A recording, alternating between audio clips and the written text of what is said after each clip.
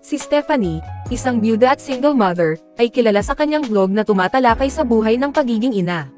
Sa kanyang pinakahuling video, nagbibigay siya ng update sa ikalimang araw mula nang misteryosong mawala ang kanyang matalik na kaibigan na si Emily. Sa puntong ito, marahil ay nais na ring maglaho ni Blake, tulad ni Emily.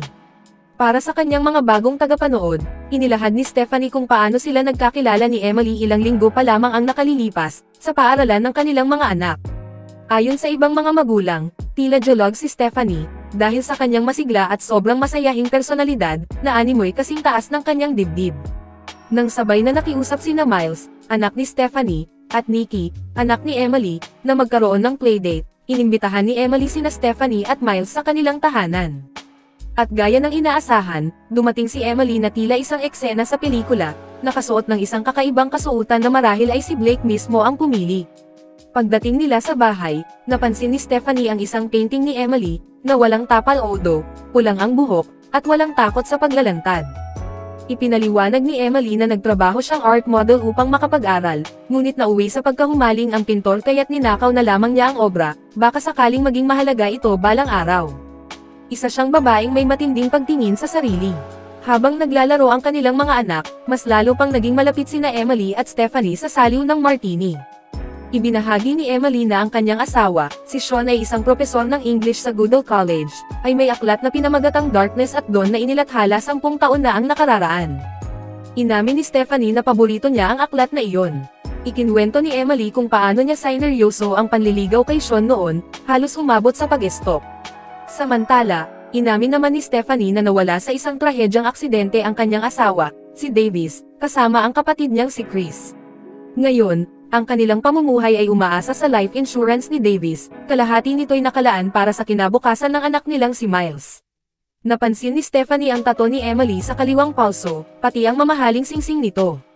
Ipinaliwanag ni Emily na simbolo ng isang charity ang tato, habang ang singsing naman ay pamanang lahi mula sa lola ni Sean. Sa totoo lang, sa dami ng tato na nakita ko, iyon na yata ang pinakamalala. Pagdating ni Sean, naghalikan silang mag-asawa sa harap mismo ni Stephanie, walang pakundangan. At tila nagsimulang magselos si Blake nang mapansin ang koneksyong unti-unting nabubuo sa pagitan ni na Stephanie at Sean, lalo na't pareho silang mahilig sa panitikan.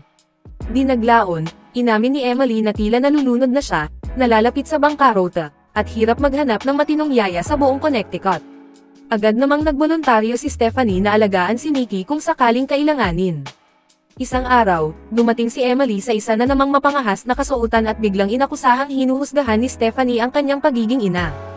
Kinuha na ni Stephanie ng larawan si Emily para sa yearbook, ngunit agad siyang pinilit nitong burahin iyon. Humingi ng paumanhin si Stephanie, at sinabing marahil ay naiiba siya sa karaniwang kaibigan ni Emily.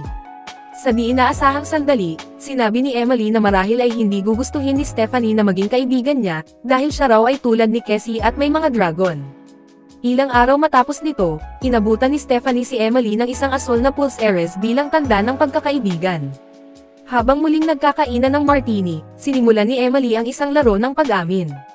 Ibinunyag niya na ilang buwan pa lamang ang nakalilipas ay nakipagpalakpakan siya ng sabay-sabay kina Sean at sa teaching assistant nitong si Beth. Nang may kaba, inamin naman ni Stephanie na minsang may nangyari sa kanila ng kanyang half-brother na si Chris matapos silang magkita sa burol ng kanilang ama, noong siya'y huling taon sa high school.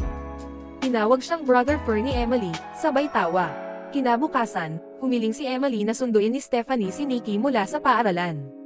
Nasa London daw si Sean, at siya naman ay abala sa trabaho. Inalagaan ni Stephanie si Nikki, ngunit kalaunan ay nagsimulang mag-alala nang hindi makontak si Emily kahit ilang oras na ang lumipas. Kinabukasan, tumawag si Stephanie sa opisina ni Emily upang magtanong. Sinabi ng assistant na si Valkyrie na nasa Miami raw si Emily at ilang araw pa itong mawawala. Kinabukasan ulit, tinawagan ni Stephanie si Sean upang ibalita ang sitwasyon, dahilan upang agad siyang lumipad pa uwi. Kalaunan, napilitan silang tumawag sa pulis. Ipinaalam ni Sean na nag-iisang anak si Emily at nawala ang mga magulang nito noong siya'y teenager pa lamang. Agad namang ibinasura ni Stephanie ang anumang espekulasyon ng pananakit o pagtataksil. Isang opisyal na report ng nawawalang babae ang kanilang isinampa, at kinontak ang Miami Police. Pagkatapos nito, nag-usap sina Sean at Stephanie tungkol sa kung gaano kapribado si Emily. Inamin ni Sean na pinatanggal ni Emily ang kanyang social media account matapos lamang itong mag-post ng isang family photo. Sa kabila ng lahat, nakapagtataka kung gaano kabagal ang pag-usad ng investigasyon, lalo na't isang nawawalang puting babae ang sangkot. Nagpa siya si Stephanie na magsagawa ng sarili niyang investigasyon. Pumunta siya sa punong tanggapan ng Dennis Nylon, palihim na pumasok sa opisina ni Emily, at doon ay natagpuan ang isang larawang tila geolog si Emily, may nakasulat na mga salitang, "Got to have faith." Kinuha niya ang larawan at ginamit ito sa paggawa ng mga flyer para sa nawawalang tao. Samantala, ibinalita ni Detective Summer Vocation na si Emily ay umupo ng puting Kia gamit ang cash para sa 2 araw. Sa kasalukuyan, ibinabahagi ni Stephanie sa kanyang vlog ang tungkol sa puting Kia, kasama ang plate number nito. Ilang sandali pa, nakatanggap siya ng email mula sa isang viewer sa Stitch na tumutugma raw sa description ni Emily na manipis ang labi. Dahil dito, natagpuan ng pulisya ng Warfield ang nirentahang kotse sa tabi ng lawa sa Michigan. Tumungo si Sean roon, at nang makita ang labi ni Emily, tuluyan siyang nag-collapse. Kinabukasan, nagpasalamat si Stephanie sa kanyang mga tagapanood sa tulong nila, at malungkot niyang inanunsyo na ang manipis labing Emily ay kumpirmadong wala na. Sa araw ng libing, sinuntok ng batang Asyano ang kanyang kaibigang puti, galit sa mundo at isinisi kay Stephanie ang pagkawala ng kanyang ina. Tinawag pa niya ang sariling ama na loser. Kinagabihan, pinatulog ni Stephanie si Little Chow Mein, at pagkatapos ay inaliw si Sean. Kinabukasan, inilipat ni Stephanie ang walang tapal odo na painting ni Emily sa kanyang walk-in closet. Makalipas ang ilang oras, dumating si Detective Somerville at nagtanong tungkol sa estado ng pag-iisip ni Emily at kalagayan ng kanilang pagsasama bilang mag-asawa. Ibinunyag din niya na base sa autopsy, si Emily ay isang alcoholic, na ikinagulat ni Stephanie dahil wala raw siyang napansing senyales. Pero, palagi naman kayong nag-iinom ng martini sa kalagitnaan ng araw, kaya, nalilito ako. May kutob si Somerville na may relasyon sina Stephanie at Sean, kaya tinanong niya ito kung alam niyang kumuha ng $4 million na life insurance policy si Sean para kay Emily ilang sandali bago ito nawala. Habang kumakain sila ng hapunan, ibinunyag ni Nikki kina Sean at Stephanie na nakita nila ni Miles si Emily sa paaralan, yung may mas makapal na labi.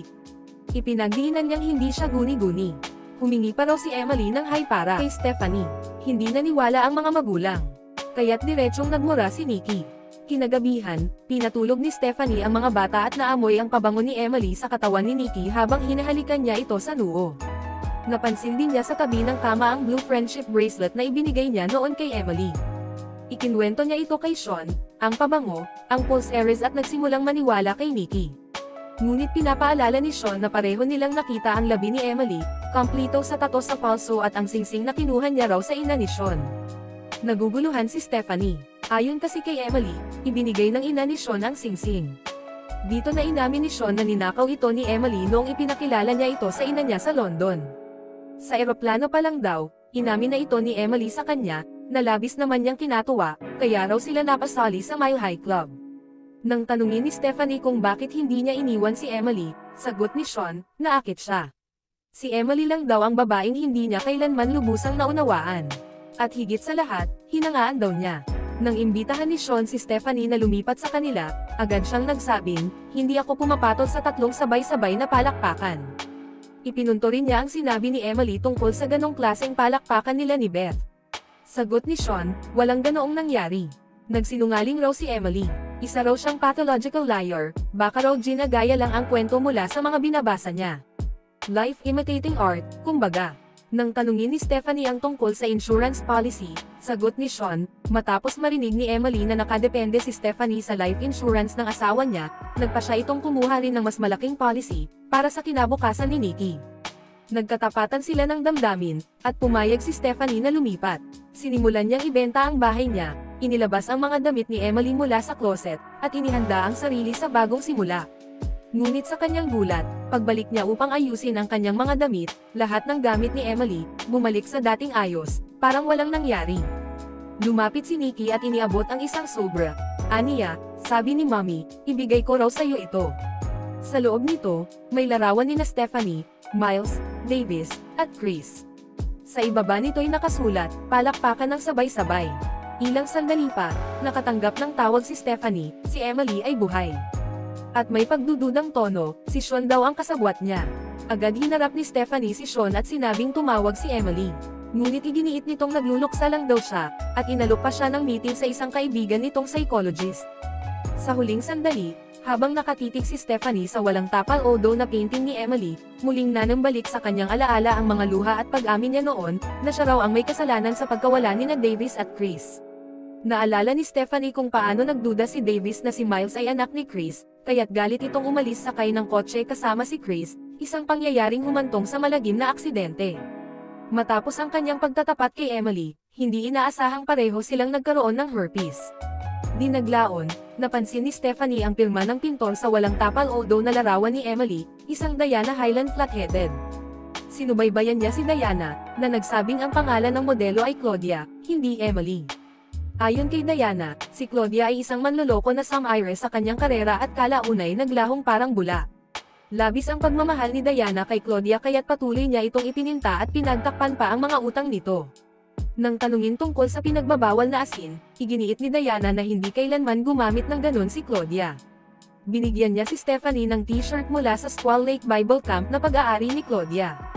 Naglakbay si Stephanie patungong Lake Bible Camp at natagpuan niya ang mga lumang larawan ng kambal na batang babae na pinangalan ng Hope at Faith M. Landen.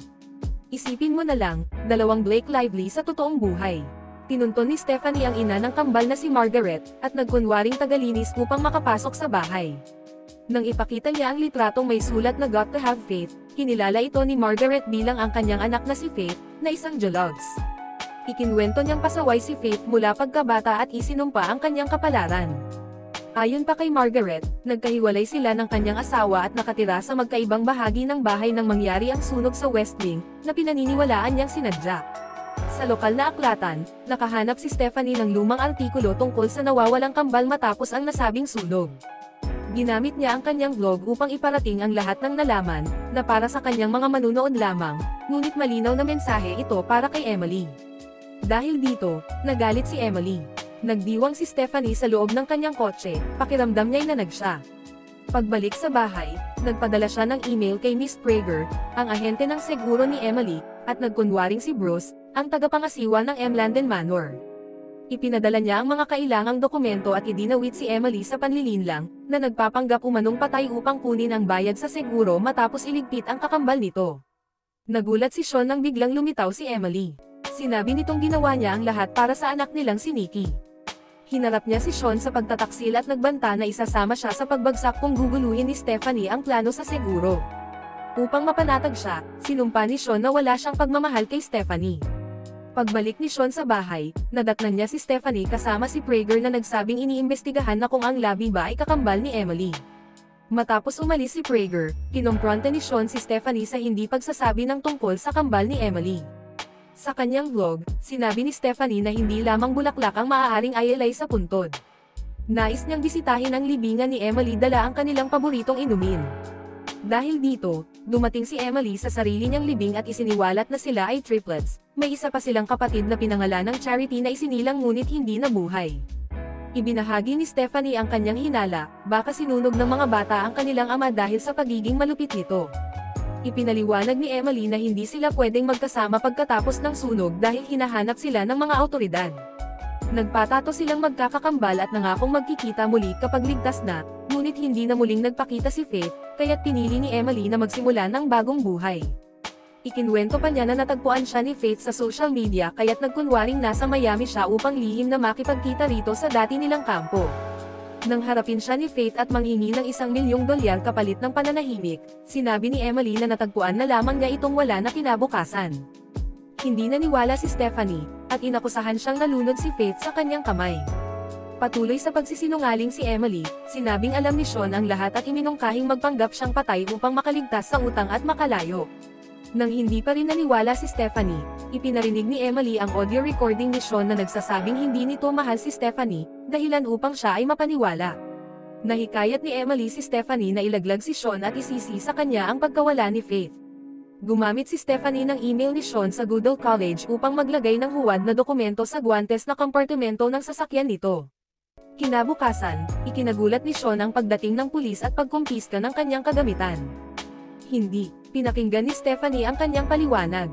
Pinagsasaktan ni Emily ang sarili at dramatikong pumunta sa istasyon ng pulis, dahilan upang arestuhin si Sean. Pagkabayad ng piyansa, bumalik si Sean sa bahay at nadatnan si Emily. Inilahad nito na si Stephanie ang tumulong upang siya ay para tangang nagkasala. Dumating si Stephanie na may dalang armas at tinutukan si Sean, sinabing ginamit lamang siya. Pinaputukan niya ito, ngunit ipinakita ni Emily na alam niyang sinusubukan nilang makuha ang kanyang pag-amin, na diskubre niyang may nakatagong mikropono. Hindi talaga tinamaan si Sean.